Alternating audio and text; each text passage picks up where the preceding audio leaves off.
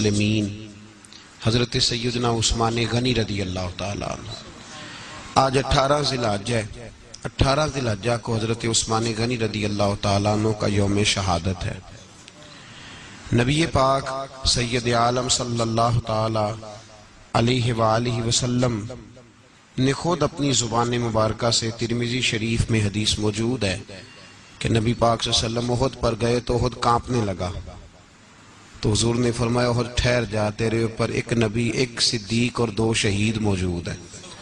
تو وہ 2 شہید کون تھے؟ ایک حضرت عمر فاروق، ایک حضرت عثمان غنی رضی اللہ تعالی. خود حضور نے فرمایا. حضرت عثمان غنی کی جو نانی ہے نا، یہ نبی پاک کی سگی پھپھی ہیں. حضرت عثمان غنی رضی اللہ تعالیٰ عنہ کی جو نانی ہیں وہ حضور کی سگی پھپھی ہیں. یہ 4تھی 5ویں نسل میں جا کے اللہ کے رسول صلی اللہ علیہ وسلم کا خاندانی بنتا ہے. اللہ کے محبوب علیہ السلام کی 4 بیٹیاں تھیں اور چاروں کی چاروں حضرت خدیجۃ الکبریٰ رضی اللہ تعالیٰ عنہ کے بطن سے پیدا ہوئی تھی. 4 بیٹیاں. حضور صلی اللہ علیہ وسلم نے پہلے اپنی بیٹی حضرت رقیہ کا نکاح حضرت عثمان غنی رضی اللہ تعالیٰ عنہ کے ساتھ فرمایا. ان کا انتقال ہو گیا تو محبوب نے دوسری صاحبزادی جناب ام کلثوم رضی اللہ تعالیٰ عنہ کا نکاح حضرت عثمان غنی کے ساتھ فرما دیا. 2 شہزادیاں، 2 بیٹیاں. یہ جو کہا جاتا ہے نا عثمان ذو النورین، عثمان ذو النورین کا مطلب ہے 2 نوروں والا. 2 کچھ بادشاہ قسم کے لوگ ہیں، بیٹیوں کو نور مانتے ہیں، باپ کو نہیں مانتے. نبی پاک کی دونوں بیٹیوں کو نور مانتے ہیں لیکن ان کے والد نبی پاک صلی اللہ علیہ وسلم کے بارے میں باتیں گول کر جاتے ہیں. 2 بیٹیاں نکاح میں آئیں تو کیا لقب ہوا؟ عثمان. اور مزے کی بات یہ ہے کہ حضرت عثمان کو ذو النورین مولا علی شیر خدا کہا کرتے تھے. حضرت علی کہا کرتے تھے عثمان تو ذو النورین ہے، 2 نوروں والا.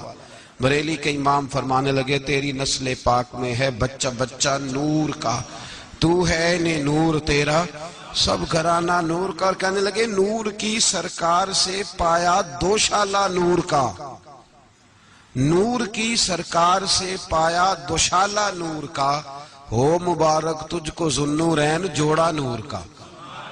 مبارک دے رہے ہیں دوسری شادی پر، کہتے ہیں ہو مبارک تجھ کو ذو النورین جوڑا نور کا.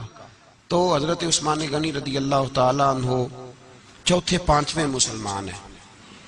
حضرت ابوبکر صدیق رضی اللہ تعالیٰ عنہ تاجر تھے، تاجروں سے ان کی دوستی تھی. حضرت عثمان غنی بھی تاجر تھے تو جناب سیدنا ابوبکر صدیق نے انہیں تبلیغ کی تو وہ مسلمان ہو گئے. جب کلمہ پڑھا تو چچا نے باندھ دیا گھر کے اندر،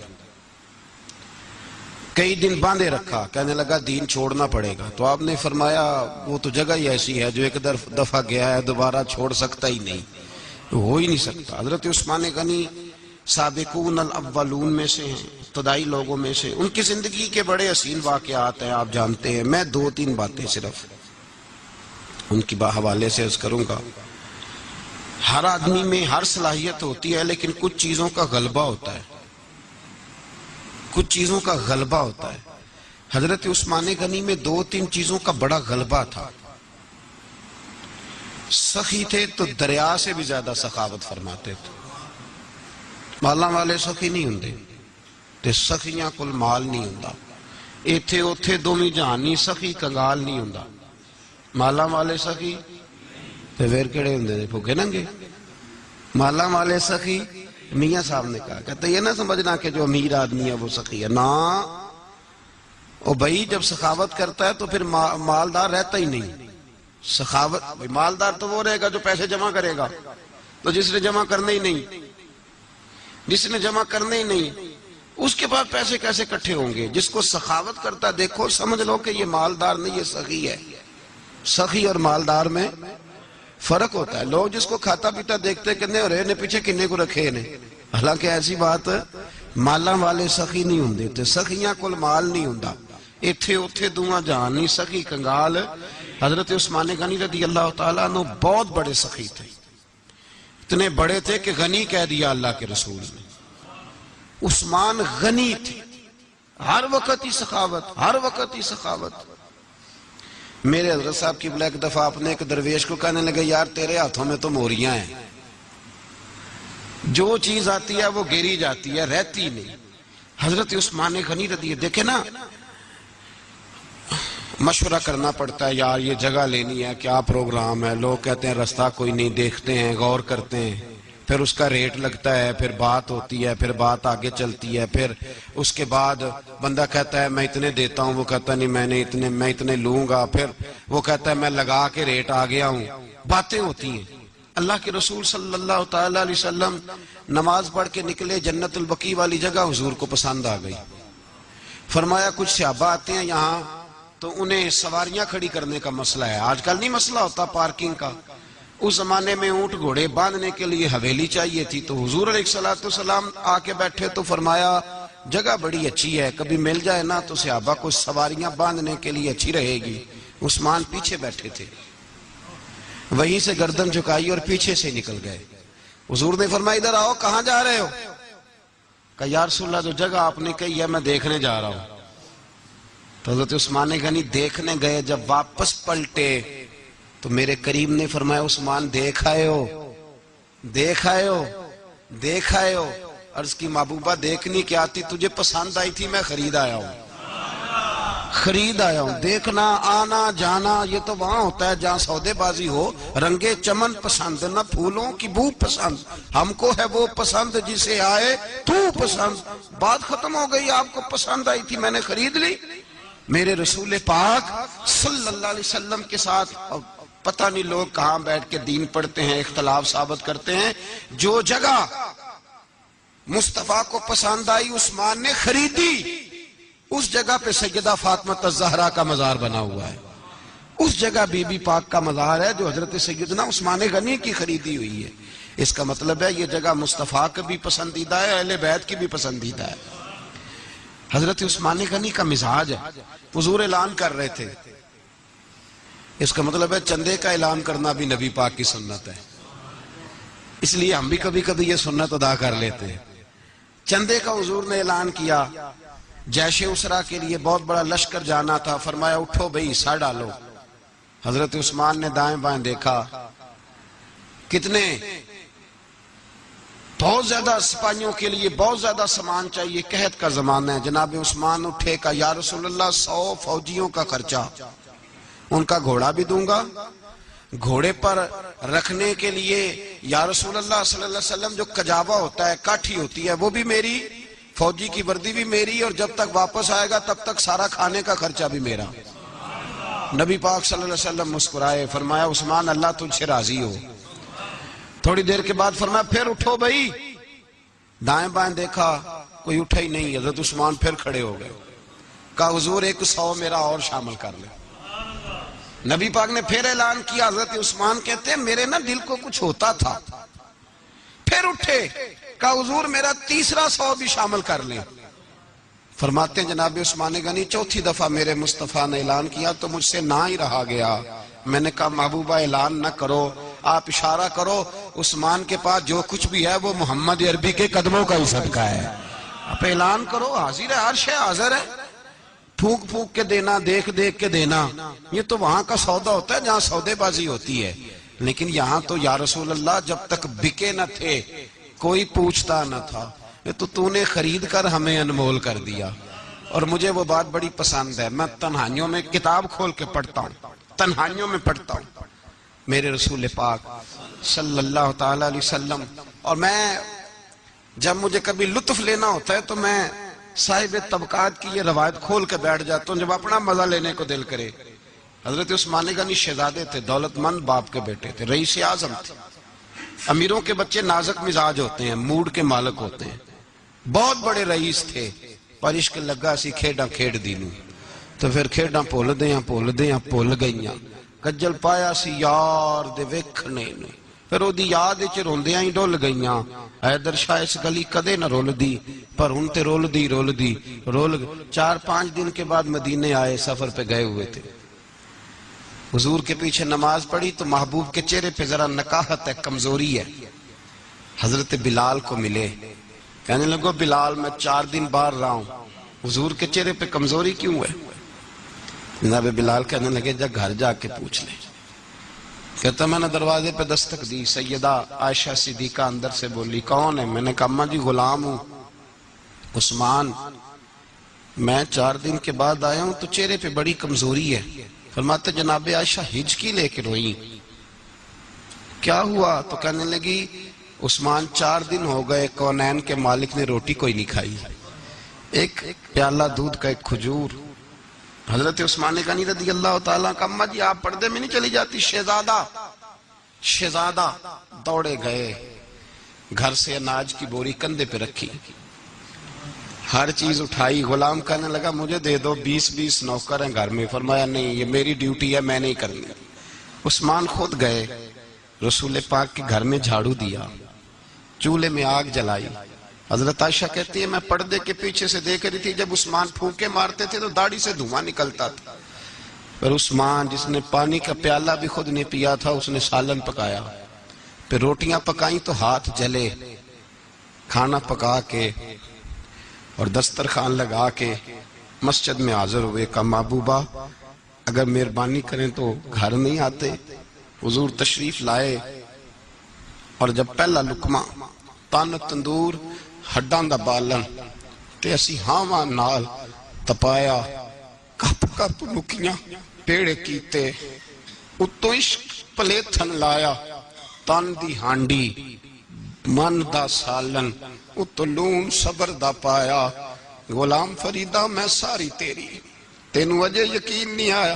کہا محبوب یہاں بیٹھے تو صحیح، یہاں بیٹھے تو صحیح. حضور تشریف فرما ہوئے اور پہلا لقمہ جب نبی پاک نے منہ میں رکھا تو عثمان تڑپ کے روئے. 600 دینار نیچے رکھے. یا رسول اللہ میں نے دولت کو آگ تو نہیں لگانی اگر تیرے کام نہ آئے. حضور کس کام کی یہ جائیدادیں، کس کام کی؟ اگر آپ کے گھر میں 4 دن کھانا نہ پکے. حضرت عائشہ صدیقہ فرماتی ہیں عثمان تو چلے گئے، یہ کہہ کے تو میرے مصطفیٰ نے پھر ہاتھ اٹھائے اور ایسی دعا دی کہ میں تڑپ اٹھی، میں رونے لگی. حضور نے جھولی اٹھا کے کہا اے اللہ میں عثمان سے راضی ہوں، تو بھی میرے عثمان سے راضی ہو جا. اے اللہ میں راضی ہوں، تو بھی راضی ہو جا. اور بھائی یہ درد، یہ ذوق، یہ مزاج، یہ انداز، یہ حضرت عثمان غنی کو اللہ نے عطا فرمایا. آپ آج لوگ اعتراض کرتے ہیں ہم پہ، کہتے ہیں تم پہلے مدینے بعد میں مکے، زیادہ دن مدینے تھوڑے دن. یہ کیا انداز ہے تمہارا؟ سنو حدیبیہ جس کا ذکر قرآن مجید نے کیا، ید اللہ فوق ایدیہم، پڑھو نا گھر میں جا کے قرآن مجید. حضرت عثمان غنی رضی اللہ تعالیٰ عنہ ساتھ تھے جب نبی پاک صلی اللہ علیہ وسلم 1400 صحابہ کو لے کے عمرے کی نیت سے نکلے. حدیبیہ کی مقام پر کافروں نے روک لیا، کہا عمرہ نہیں کرنے دیں گے. حضرت سیدنا عثمان غنی کو نبی پاک نے سفیر بنا کے بھیجا. جناب عثمان غنی کئی سالوں کے مکے سے بچھڑے تھے، سامنے کعبہ نظر آیا، احرام بندھا ہوا ہے. جب سفیر بن کے گئے تو ابو سفیان کہنے لگے عثمان ہم تیرے رسول کو تو ابھی عمرے کی اجازت نہیں دیتے، باقی لوگ تو نہیں آتے، وہ سامنے کعبہ ہے، وہ حجر اسود ہے، وہ سارا کچھ ہے، طواف کرنا ہے تو کر لو، استلام کرنا ہے تو کر لو، اگر تم نے کعبے کے اندر نماز پڑھنی ہے تو پڑھ لو، صفا مروہ کے پھیرے لگاؤ، تمہیں اجازت ہے. نبی عثمان غنی فرمانے لگے قسم ہے رسول کی زلفوں کی، جب تک میرے مصطفیٰ طواف نہیں کریں گے عثمان بھی کوئی نہیں کرے گا. عثمان بھی وہ کون سا طواف ہے جس میں طواف اور مدینے والا نہ ہو؟ وہ کون سا عمرہ ہے جس میں عمرہ ہو اور رسول پاک نہ ہو؟ وہ کون سا حج ہے جس میں حج ہو اور امام الانبیاء نہ ہو؟ بریلی کے امام بول پڑے، فرمانے لگے حاجیوں آؤ شہنشاہ کا روضہ دیکھو، کعبہ تو دیکھ چکے اب کعبے کا بھی کعبہ دیکھو. اور فرمانے لگے غور سے سن تو رضا، کعبے سے بھی آتی ہے صدا، میری آنکھوں سے میرے پیارے کا روضہ دیکھو. یہ ہمیں حضرت عثمان غنی نے سکھایا ہے عقیدہ، یہ عقیدہ حضرت عثمان غنی کا ہے. بات دور نکل جائے گی. محبت معیار ہوتی ہے، محبت روح ہوتی ہے، محبت اصل ہوتی ہے. حضرت عثمان غنی رضی اللہ تعالیٰ عنہ سے کسی شخص نے کہا کہ عثمان کوئی تبدیلی بھی آئی نبی پاک کے غلام بننے کے بعد؟ حضور کے غلام بننے کے بعد کوئی تبدیلی بھی آئی؟ لوگ اپنی اپنی تبدیلیاں بتاتے رہے. جناب عثمان غنی نے 2 جملے کہے، لوگ کہتے ہیں ہماری چیخیں نکل گئیں. یہ معراج حضور سے پیار کی محبت اور عشق کا یہ رنگ عثمان غنی کا. حضرت عثمان غنی کہنے لگے تم تبدیلی کی بات کرتے ہو؟ میں نے جب سے نبی پاک کے ہاتھ میں سیدھا ہاتھ دے کے بیعت کی ہے، میں نے یہ ہاتھ دوبارہ کبھی گندگی کو نہیں لگایا. اور فرمایا جب سے پہلی نظر سے جلوہ والضحیٰ دیکھا ہے، میں نے اس کے بعد اپنی شرمگاہ کو بھی کبھی نہیں دیکھا. اس لیے کہ ان آنکھوں میں رسول اللہ کے جلوے رچ بس گئے. یہ معیار پیدا کیا جناب عثمان غنی نے. اور مدینہ منورہ سے جو محبت ہے نا مسلمان کی، اس کا اگر اصل رنگ دیکھنا ہو تو جناب عثمان غنی کو زندگی کو دیکھا جائے. اصل رنگ. جناب عثمان غنی بہت بڑے امیر تھے، بہت بڑے امیر المومنین تھے. لاکھوں مربع میل پہ حکومت تھی. چند 100 آدمیوں نے آ کے گھیر لیا عثمان غنی کے گھر کو. اور کربلا میں تو 3 دن پانی بند رہا ہے، حضرت عثمان غنی پہ 40 دن پانی بند رہا ہے. 40 دن. اور حضرت امام حسین کے خیموں کے گرد تو پہرا دینے کے لیے جناب عباس تھے. اور میں تاریخ کے سارے معتبر حوالے عرض کر سکتا ہوں کہ جب حضرت عثمان غنی کو خطرہ ہوا تو مولا علی شیر خدا نے امام حسن اور حسین کو تلواریں پکڑائیں اور فرمایا دروازے کے آگے کھڑے ہو جاؤ، کوئی بدبخت تمہارے خالو عثمان غنی کے دروازے تک جانے نہ پائے. اور اس دروازے سے پھر گیا بھی کوئی نہیں، اس لیے کہ وہاں حسنین کریمین کا پہرا تھا. جو گیا بے ایمان تو پیچھے سے چڑھ کر کے گیا. حضرت عثمان غنی لاکھوں مربع میل کا حکمران، جہاں جس کے پاس چند ووٹ ہوں وہ دندناتا پھرتا ہے، جس کے پاس 4 باڈی گارڈ ہوں اس کی بات وہ کرتا ہے تو ہوا میں. حضرت عثمان غنی کے پاس ہزاروں کی فوج ہے. چند 100 لوگوں نے آپ کے گھر کو گھیر لیا، شہید کرنا چاہتے ہیں. جناب عثمان غنی رضی اللہ تعالیٰ عنہ کے پاس حضرت علی رضی اللہ تعالیٰ عنہ، کئی اور لوگ گئے. کہا عثمان 3 باتیں ہیں، یا تو ہمیں اجازت دو، یا تو تم تھوڑی دیر کے لیے خلافت چھوڑ دو، حکومت چھوڑ دو، چند دنوں کے لیے کسی اور کو امیر بناؤ. جناب عثمان کہنے لگے مجھے تو حکومتوں سے دلچسپی نہیں، لیکن میں چھوڑ نہیں سکتا، اس لیے کہ میرے مصطفیٰ کریم علیہ السلام نے مجھے فرمایا تھا عثمان اللہ تجھے قمیض پہنائے گا، لوگ اتارنا چاہیں گے پر تم اتارنا نہ. فرمایا میں سمجھ گیا ہوں اس سے مراد یہی ہے، میں نہیں چھوڑتا. کہا عثمان پھر اس طرح کریں، ہمیں اجازت دیں، یہ چند 100 لوگ ہیں، ہماری تلواریں چند منٹ میں فیصلہ کر دیں گی. جناب عثمان غنی فرمانے لگے میں نبی پاک کا شہر اپنی وجہ سے خون میں رنگ دوں، میری وجہ سے؟ نبی پاک علیہ السلام نے فرمایا تھا ایک مینڈا ہوگا، بکرا، جس کی وجہ سے میرے مدینے کی گلیوں میں خون بہے گا، میں وہ بکرا نہیں بننا چاہتا. فرمایا میں نہیں چاہتا میری وجہ سے خون بہے اور حضور کے مدینے میں بدامنی ہو. عثمان کی جان جاتی ہے تو جائے، پر نبی پاک کے مدینے میں شور نہیں ہونا چاہیے. اے پائے نظر ہوش میں آ، یہ کوہ نبی ہے، آنکھوں سے بھی چلنا یہاں بے ادبی ہے. تو کہا عثمان پھر اس طرح کرو کچھ دنوں کے لیے مکے چلے جاؤ. میری بات کی سمجھ آ رہی؟ کچھ دنوں کے لیے مکے چلے جاؤ. تو جناب عثمان نے داڑھی پکڑ لی، کہنے لگے دیکھ رہے ہو ساری سفید ہو گئی ہے، میں نبی پاک کا شہر چھوڑ کے نہیں جانا چاہتا، میں رسول اللہ کے مدینے میں مرنا چاہتا ہوں، میں نہیں چھوڑوں گا حضور کا شہر. یہ انداز ہے جناب عثمان غنی. چونکہ جو وقت آپ کو دیا تھا وہ قلیل ہوتا جا رہا ہے اور باتیں ہیں کہ سامنے کھلتی ہی جا رہی ہیں، سامنے آتی ہی جا رہی. ہر چند مشاہدہ حق کی ہو گفتگو یہ رہتی بھی نہیں، بادہ و ساگر کہے بغیر. اور کیسا دستور زباں بندی ہے تیری محفل میں، بات کرنے کو ترستی ہے زباں میری. پلٹتا ہوں، اس موضوع کو چھوڑتا ہوں. حضرت سیدنا عثمان غنی با حیا بڑے تھے. کیا بڑے تھے؟ کچھ لوگ بے حیا ہوتے ہیں، کسی کو بھی نہیں چھوڑتے، نہ صحابہ کو، نہ اہل بیت کو، نہ کسی اور کو. عثمان با حیا بڑے تھے. کتنے؟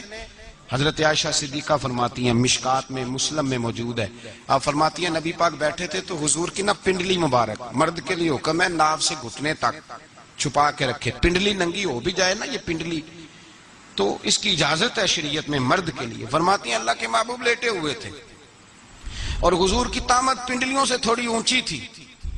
تو حضرت ابو بکر صدیق آئے تو نبی پاک نے فرمایا آ جاؤ، حضور لیٹے رہے۔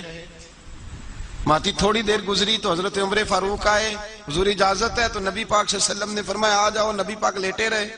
چند لمحے گزرے تو عثمان غنی آ گئے، حضور آ جاؤ، فرمایا 1 منٹ۔ اللہ کے حبیب اٹھے، تامت مبارک کو سمیٹا، پنڈلیوں کو ڈھانپا، حضور بیٹھے، عثمان آئے، باتیں ہوئی، چلے گئے۔ حضرت عائشہ کہتی ہے میں پردے کے پیچھے سے دیکھ رہی تھی، میں حاضر خدمت ہوئی، کا محبوبہ سمجھ نہیں آئی، آئے ابو بکر بھی ہیں، میرے والد آئے، عمر بھی ہیں، مقام ان کا بھی بڑا ہے، پر عثمان آئے تو آپ نے کپڑا سیدھا کیا، فرمایا عائشہ میں اس سے حیا نہ کروں جس سے اللہ کے فرشتے بھی حیا کرتے ہیں۔ حضرت عثمان غنی رضی اللہ تعالیٰ عنہ اپنے گھر کے اندر ہوتے تو کئی کپڑے لپیٹے رہتے، کئی کپڑے جناب۔ میں ایک نتیجہ آپ کے سامنے رکھنا چاہتا ہوں، میری طرف دیکھیں، کئی کپڑے لپیٹے رہتے، کپڑوں کے اوپر کپڑے، شرم و حیا کے پیکر۔ جناب عثمان غنی غسل کرتے تو کپڑوں سمیت کرتے، فرماتے نا بھائی مجھے شرم آتی، پیکر شرم و حیا۔ اس کا نتیجہ کیا نکلا؟ حضرت رقیہ رضی اللہ تعالیٰ عنہ کے ساتھ جناب عثمان غنی کا جب نکاح ہوا تو ابھی پردے کی آیتیں نہیں آئی تھیں، شرم و حیا کے پیکر تھے، ابھی پردے کا حکم نہیں آیا تھا۔ صحابہ بے دریغ آتے جاتے تھے ایک دوسرے کے گھروں میں۔ اللہ کے محبوب علیہ السلام نے گوشت پکایا تو فرمایا حضرت اسامہ بن زید کو جاؤ عثمان کو بھی دے آؤ۔ جناب اسامہ بن زید فرماتے ہیں میں نے گوشت پکڑا، سالن پکڑا اور ان کے گھر پہنچا، جامع ترمذی میں موجود ہے۔ فرماتے ہیں میں جب اندر داخل ہوا مصطفیٰ کی شہزادی کو دیکھا اور پھر عثمان غنی کو دیکھا۔ فرماتے ہیں جنہیں میں نے دیکھا ایسا جوڑا میں نے کبھی نہیں دیکھا تھا۔ میں بس ہلکا سا مسکرا کے پلٹ آیا، نہ انہوں نے کچھ پوچھا نہ میں نے کچھ بتایا۔ فرماتے ہیں جب میں مسجد میں داخل ہوا نا، پہلا قدم ہی رکھا تو مصطفیٰ کریم نے فرمایا اسامہ دے آئے ہو سالن؟ میں نے کہا یا رسول اللہ دے آیا ہوں۔ فرمایا ایسا سونا جوڑا پہلے کبھی دیکھا ہے؟ دیکھا ہے کبھی؟ میں نے کہا نہیں حضور میں نے نہیں دیکھا۔ تو میرے مصطفیٰ کریم یہ لفظ ترمذی کے نہیں، یہ شاہ ولی اللہ صاحب نے ازالۃ الخفا میں لکھیں، میرے محبوب پاک علیہ السلام نے فرمایا عثمان کی شکل ایک تو جد الانبیاء ابراہیم خلیل اللہ سے ملتی ہے، اور دوسرا فرمایا اگر کسی نے میرے جلوے دیکھنے ہو تو وہ بھی عثمان کے چہرے میں نظر آئیں گے۔ او نوجوانوں پیغام دے رہا ہوں، رزلٹ نکال رہا ہوں، بے حیائی بے شرمی کی گفتگو والے کے چہرے پہ حسن نہیں آتا، تو حیادار بنتا جا، رب تعالیٰ تجھے حسن و جمال عطا فرماتا جائے گا۔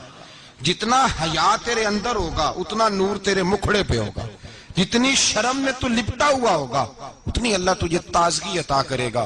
میرے صاحب فرمایا کرتے جو گند بولتا ہے اس کے چہرے کا حسن سب سے پہلے چھن جاتا ہے، اور فرمایا جو بری باتیں سوچتا ہے جس کی سوچ بری ہوتی ہے سب سے پہلے اس کے چہرے کا حسن بگڑتا ہے۔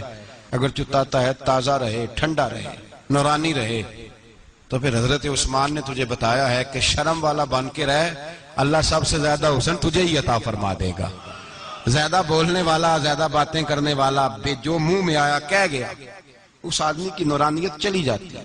اگر لوگ وہ کریموں سے نہیں آتا، وہ نائی کے پاس بیٹھ کے چہرے پہ روز نیا ڈیزائن نئی لکیر بنوانے سے حسن نہیں آتا، حسن شرم و حیا سے آتا ہے۔ یہ جو ہم عارضی حسن خرید کے لاتے ہیں نا 4 پیسے کا، یہ ماند نہیں پڑتا، یہ تباہ کرتا ہے اور یہ تباہ ہو جاتا ہے۔ کچھ لوگ ایسے ہوتے ہیں، کچھ لوگ جن کے پاس بیٹھنے کو اتنا دل نہیں کرتا جتنا ان کا چہرہ دیکھنے کو دل کرتا ہے۔ ان کے پاس بیٹھنے کو بعضوں کا دل کرتا ہے کہ بس نہ ذرا، اور طبیعت آج میں ہو کے آیا ہوں، عرس تھا حاجی صادق صاحب رحمۃ اللہ علیہ، میں نے ان بزرگوں کو دیکھا ہے، ہم نے نظر بھر کے آنکھوں میں آنکھیں ڈال کے تو بڑا کم دیکھا ہے، ہم چوری دیکھا کرتے تھے، چوری میں ویکھاں تے میرا یار نہ ویکھے، تے جے میں نام ویکھاں تے ہو ویکھے، ہم لوگ چوری دیکھا کرتے تھے۔ میں نے اپنے حضرت صاحب کو بھی شاید ہی کبھی آنکھوں میں آنکھیں ڈال کے دیکھا ہو، تبھی دیکھا ہے جب وہ کسی اور کو دیکھ رہے ہوتے تھے۔ بھائی ان لوگوں کے اندر کا حسن شرم و حیا معصومیت بن کے ان کے چہروں پہ نکھر آتا تھا۔ حضرت عثمان غنی کی شرم و حیا نورانیت بن کے ان کے چہرے پہ آ گئی تھی۔ جناب عثمان غنی پیکر شرم و حیا تھے۔ ایک بات کر دوں اور ختم کروں، حضرت عثمان فرمایا کرتے تھے مجھے 3 باتیں بڑی پسند ہیں۔ کتنی؟ سارے بولے ہو؟ کتنی جی؟ کون کون سی؟ فرمایا کرتے تھے بھوکے کو روٹی کھلانا، ننگے کو کپڑا پہنانا۔ اور تیسرا میرا دل کرتا ہے مجھے اور کوئی کام نہ ہو، قرآن پاک میرے سامنے رہے اور میں سارا دن تلاوت ہی کرتا رہوں۔ تین باتیں پسند تھیں، بھوکے کو کھانا کھلانا، ننگے کو کپڑا پہنانا، اور یعنی روٹیاں بانٹتے رہتے تھے، سوٹ بانٹتے رہتے تھے، یہ مزاج تھا۔ فرماتے تھے میری پسند ہے۔ تیسرا میرا دل کرتا ہے کہ قرآن مجید پڑھا رہے اور میں